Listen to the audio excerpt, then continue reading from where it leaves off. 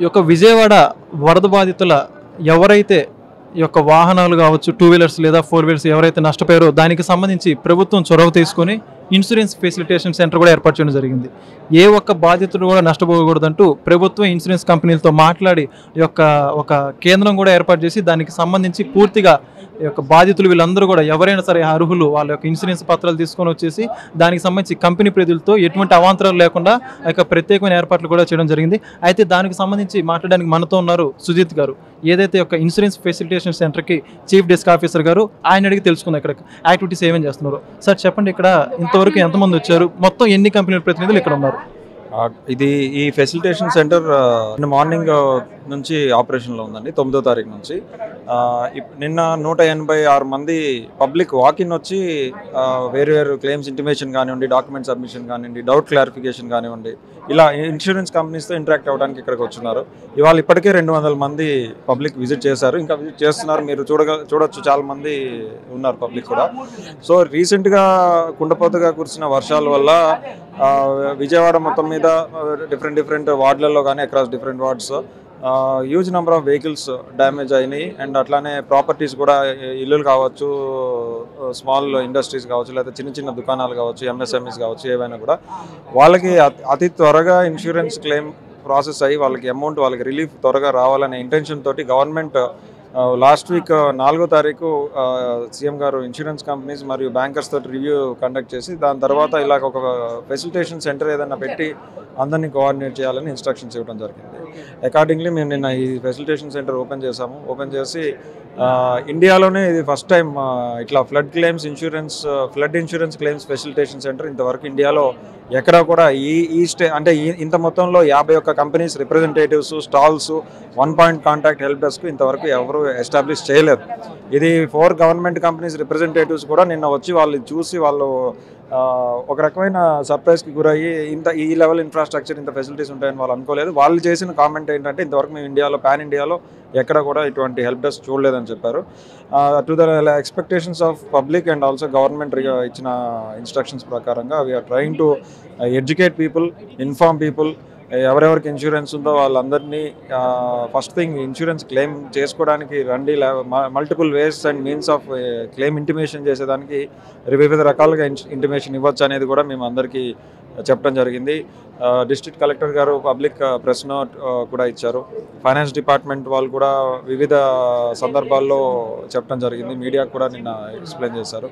So పబ్లిక్ని త్వరగా claim intimate చేయమని చెప్పడం ఒకటి, ఏ విధంగా సులభతరంగా క్లెయిమ్ పొందొచ్చో చెప్పడం ఒకటి, అలాగే ఎక్కడైనా చిన్న ఇబ్బందులు కలిగితే కొన్ని ట్రాన్స్పోర్ట్ డిపార్ట్మెంట్ వాళ్ళతో కోఆర్డినేట్ చేయడానికి ఇక్కడ ట్రాన్స్పోర్ట్ డిపార్ట్మెంట్ రిప్రజెంటేటివ్స్ కూడా ఇక్కడ ఉన్నారు. కంటిన్యూస్గా మానిటరింగ్ జరుగుతుంది.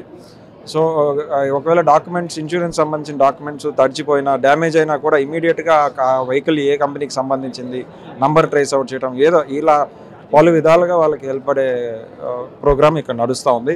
ఇప్పటి వరకు 2490 క్లెయిమ్స్ వచ్చినాయి. 2490 క్లెయిమ్స్ గాను 93,72,45,00,000 లాస్ట్ ఇంటిమేషన్ జరిగింది. ఇప్పుడు ఈ 2490 క్లెయిమ్స్ ఇంకా రోజుకి పెరగచ్చు. ఎంతవరకు వెళ్తాయి మనకి ఐడియా లేదు. ప్రస్తుతానికైతే వాకిన్ పబ్లిక్ వస్తూనే ఉన్నారు. దీని మీద మా అడిషనల్ రెస్పాన్సిబిలిటీ ఏంటంటే ఇన్సూరెన్స్ కంపెనీస్ అందరితోటి ఫాలోఅప్ చేసి ఏదైతే 2-3 వేల క్లెయిమ్స్ ఇంకా పైగా ఇంకెంత వస్తాయో తెలియదు, వాటన్నిటికీ అతి త్వరగా సెటిల్మెంట్ చేపించి, సెటిల్మెంట్లో కూడా రిపేర్ చేయలేకపోతే, ఒకవేళ రిపేర్ చేయడానికి లేట్ అయ్యి గ్యారేజ్ల దగ్గర వాహనాలు ఫుల్గా ఉండి వాళ్ళకి రిపేర్ చేసేదానికి పార్టీలు లేక ఏదైనా ఇబ్బంది అయినా కూడా ఆల్టర్నేటివ్ మోడ్స్ ఆఫ్ సెటిల్మెంట్ కూడా ఆఫర్ చేపించి వాళ్ళతోటి సెటిల్ చేపిస్తూ ఉన్నాం. సార్ ఇంకోటి, ఇక్కడ దీనికి సంబంధించి ఈ యొక్క సెటిల్మెంట్ ప్రాసెస్ ఎలా ఉంటుంది అంటే లైక్ ఇప్పుడు కొంతమంది నష్టపోయిన వాళ్ళు ఉంటారు, కొంతమంది పూర్తిగా డ్యామేజ్ ఉన్న వాళ్ళు, కొంతమంది వెహికల్ లాస్ అయిన వాళ్ళు కూడా ఉంటారు. దానికి సంబంధించి ఎంత మేర అమౌంట్ రావచ్చు అంటారు? ఇది ఎలా ఉంటుంది ప్రాసెస్ మీ దగ్గర అప్లై చేసుకోవడానికి? సో మేము అబ్జర్వ్ చేసింది ఏంటంటే చాలా మంది వచ్చిన పబ్లిక్ వాళ్ళు తీసుకొచ్చిన పాలసీస్ బట్టి మేము చూసింది ఏంటంటే దగ్గర 10% మందికి వెహికల్స్కి సంబంధించి థర్డ్ పార్టీ పాలసీస్ మాత్రమే ఉన్నాయి. థర్డ్ పార్టీ పాలసీస్లో వెహికల్కి సొంతగా ఏదైనా డ్యామేజ్ అయితే, యాక్సిడెంట్ ద్వారా కానివ్వండి, లేకపోతే ఇట్లాగా విపత్కరమైన పరిస్థితుల్లో అయినా డ్యామేజ్ అయితే ఇన్సూరెన్స్ కంపెనీస్ బాధ్యత వహించవు. సో ఆ థర్డ్ పార్టీ కాకుండా మిగతావి ఏవైతే ఉన్నాయో వాళ్ళకి 3 రకాలుగా క్లెయిమ్ సెటిల్ అయ్యే అవకాశం ఉంది. ఒకటి రిపేర్ చేయించుకొని క్లెయిమ్ సెటిల్ చేయించుకోవడం, రెండోది టోటల్ లాస్ ఉంటుంది, అంటే అసలు ఆ బండి రిపేర్కే పనికిరాదు, దాన్ని సాల్వేజ్ కింద ఆక్షన్ వేసేసి insurance company 1 time settlement full amount settle చేస్తారు. మూడోది క్యాష్ లాస్ సెటిల్మెంట్. ఇది క్యాష్ లెస్ కాదు, క్యాష్ లాస్. క్యాష్ లాస్ ఏంటంటే ఒక బండిని క్లీన్ చేయడానికి కానీ లేకపోతే రిపేర్ చేయడానికి కానీ సపోజ్ ఒక ₹1,00,000 ఖర్చు అయితే ఆ ₹1,00,000 ఖర్చు అని ఎస్టిమేషన్ వేసుకొని వస్తే ఆ ఎస్టిమేషన్లో GST తీసేసి మిగతా అమౌంట్లో ఆన్ ద స్పాట్ 75% సెటిల్మెంట్ చేస్తారు. సో తర్వాత ఎప్పుడైతే గ్యారేజ్లన్నీ ఫ్రీ అయ్యి ఆ బండి ఓనర్ ఎవరైతే ఉంటారో అప్పుడు వాళ్ళకి టైం దొరికినప్పుడు నిదానంగా బండిని రిపేర్ చేయించుకోవచ్చు. కానీ ఇప్పటికి ఉన్నట్టుండి వాళ్ళకి ఆ సహాయం అయితే అందుతుంది. ఇదే కాకుండా 2 వీలర్స్ వాషింగ్ ఛార్జెస్ 7,500, కొన్ని గవర్నమెంట్ ఇన్సూరెన్స్ కంపెనీలు 4 2 వీలర్కి వాషింగ్ ఛార్జెస్ కానీ 7,500 వరకు, ప్రైవేట్ కార్స్ ట్యాక్సీస్కి 15,000, అలాగే 6 కానీ అంతకంటే ఎక్కువ ఉన్న చక్రాల కంటే ఎక్కువ ఉన్న వాహనాలకి 25,000 వరకు క్లీనింగ్ ఛార్జెస్ ఇస్తున్నారు. సో వీటన్నిటిని పబ్లిక్ ఇక్కడికి వచ్చి ఫెసిలిటేషన్ సెంటర్లో ఇంకేమైనా డౌట్స్ ఉంటే తెలుసుకొని బీమా కంపెనీల ప్రతినిధులతో ఇంటరాక్ట్ అయ్యి వాళ్ళ క్లెయిమ్స్ని త్వరగా సెటిల్ చేయించుకోగలుగుతారు. గవర్నమెంట్ కూడా ఈ విధంగా ఇవాళ కూడా చీఫ్ మినిస్టర్ గారు రివ్యూ కండక్ట్ చేయడం జరిగింది, ఇన్స్ట్రక్షన్స్ ఇచ్చారు.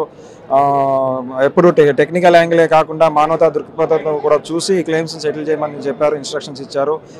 4 central government insurance company state heads కూడా వచ్చి సార్ని కలిసి వాళ్ళు కూడా they assured that they will extend all the support that is required. And we are also very happy for being a part of this exercise and for being able to help the public in the need of the hour. Public response ఎలా ఉంది మరి దీనికి సంబంధించి? Sir, as you see, we are also feeling the response. I think ప్రస్తుతానికి వాళ్ళు అభినందించే పరిస్థితుల్లోనూ అది లేదు. దే ఆర్ ఆతృతతోటి కంగారుతోటి వచ్చి కాగితాలు సబ్మిట్ చేసి ఇప్పుడే జస్ట్ మీ 2 నిమిషాల ముందు ఒకళ్ళు పేపర్స్ అన్ని తడిచిపోయినాయి. ఇట్లా పేపర్ తీస్తుంటేనే పేపర్ మొత్తం ఇది తడిచిపోయి చినిగిపోతూ ఉంది. సో వాళ్ళు ఆ స్టేట్ ఆఫ్ షాక్ అండ్ ఆ యాంగ్జైటీలో ఉన్నారు. అసలు ఏంటి, నాకు క్లెయిమ్ వస్తుందా లేదా, ఎంత వస్తుంది, ఏమొస్తుంది, ఎప్పుడు వస్తుంది, ఇది ఉంది. Maybe after some day they'll appreciate the efforts of the government, but at this point our responsibility is to extend all the services whatever they want.